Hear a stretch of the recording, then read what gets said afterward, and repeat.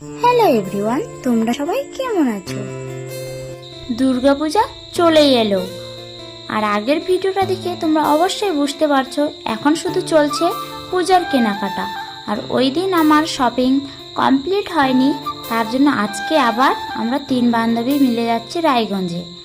তারপর ট্রেনে উঠে যা কীর্তি হলো না, তোমাদের কি বলবো।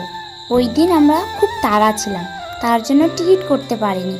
আর একটা বগিতে উঠছিল 4টা টিটি, তো কি করব, কি শেষে আমাদেরকে বাথরুমে ঢুকতে হয়েছিল। তারপর আমরা চলে এলাম রায়গঞ্জে। রায়গঞ্জে আসার পর আমরা চলে এসেছিলাম জুতোর দোকানে। আর এই জুতোটা আমার পায়ে কেমন লাগছে সবাই অবশ্যই কমেন্ট করে জানাবে। আর এখানকার জুতোর রেট বেশি ছিল না, মাত্র 300 থেকে 350 ছিল।